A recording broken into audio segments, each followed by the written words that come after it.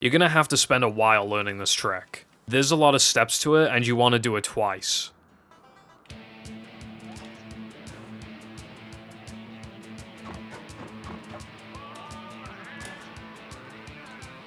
Hey, a desert.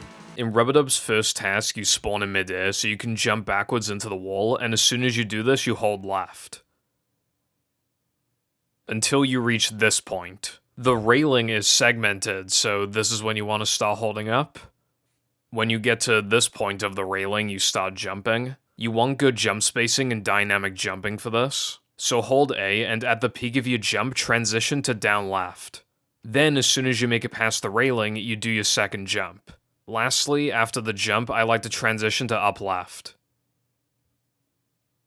Let's go through that again. Jump backwards, hold left. At this point, hold up. At this point, start jumping, and then in the middle of the jump, transition to down left, and then do your double jump, and transition to up left. I should mention, by the way, that most players use D-pad. It simplifies your input, so most people think it's easier. Did Mindy bother to tell us if the train was still running around here? Talk about pretty rock formation. There are two reasons why I don't like it. First of all, have you seen the D-pads from this generation? And second, I really don't like the lack of precision. At the end of the day, it is preference, but I recommend that you at least try stick. A mistake that basically every player makes when trying to learn this trick. They do the jumps too early and they don't hold up for long enough. Even if you don't think you're doing that, you probably are. I'll show you some fail examples now.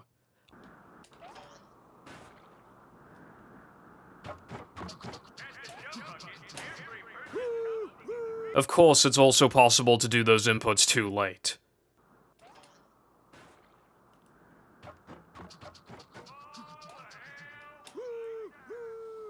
Make sure you're paying attention to my input display.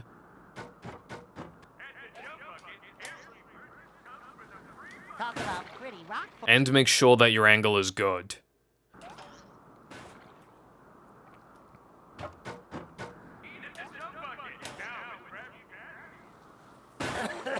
What happened just then is known as wood frame. If you press A, the frame you land on the bridge for the second jump, you get an extended boost. This gives you so much more leniency to the point where a lot of your successful attempts starting out will probably be because of wood frame. Don't overly rely on it though, you'll make it harder in the long term. But anyway, there's a couple more things I want to go over.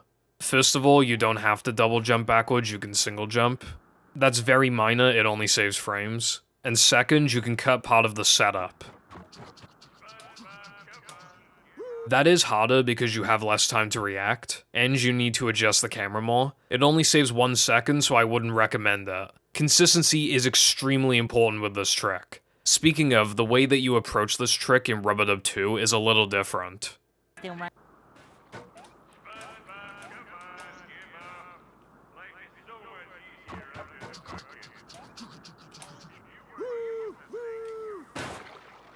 Every jump I did up the bridge just then was a 1-frame jump. If you do it perfectly, it saves like 6 seconds, but I would recommend dying instead.